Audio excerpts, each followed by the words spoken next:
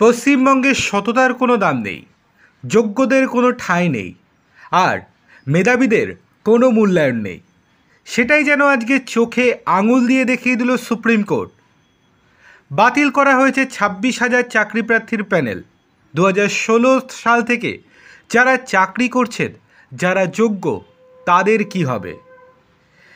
এক মহিলা তো কান্নায় ভেঙেই পড়লেন।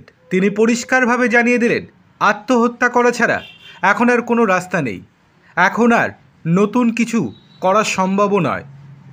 অন্যদিকে যে সমস্ত 5,000 চাকরি যারা করছিলেন, যারা একেবারেই দুর্নীতিগ্রস্ত, যারা সাদা কাগজ জমা দিয়েছেন এবং নাম্বার হয়ে গিয়েছিল 55-60, তাদেরকে 12% সুদে তাদের বেতন ফেরত দিতে হবে, এই রকমটাই সুপ্রিম কোর্ট থেকে নির্দেশ দেওয়া হয়েছে। এবং বাকি 21,000 কি 20,500 মতো যে সমস্ত প্রার্থী রয়েছেন, তাদেরকে কোনো টাকা ফেরত দিতে হবে না। কিন্তু সুপ্রিম কোর্টের এই রায়ের মধ্যেও কিন্তু অনেক প্রশ্ন উঠে যাচ্ছে। সে নয় মানলাম যে 12% হারে সুদে টাকা ফেরত দিতে হবে অযোগ্যদের, যোগ্যরা ভুক্তভোগী, কিন্তু যারা মূল অপরাধী তাদের কি হবে? তাদের কি শাস্তি হবে না? তারা কি এসি ঘরের মধ্যে থেকে বসে সংবাদ মাধ্যমের সামনে বিভিন্ন বাইট দিয়ে সহানুভূতি কারার চেষ্টা করবেন?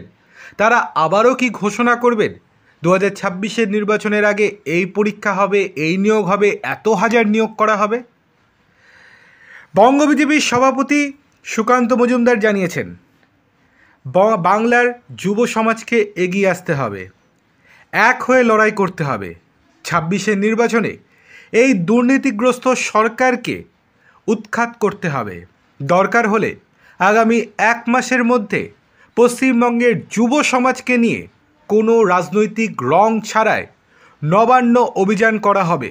সেখানে আহ্বান করা হবে পশ্চিমবঙ্গের সমস্ত যুব সমাজকে। সেখানে কোনো রাজনৈতিক রং থাকবে না। আপনাদের কি মনে হয় রাজ্য সরকার কি বলতে পারে নিজেদের সাফাই গাইতে?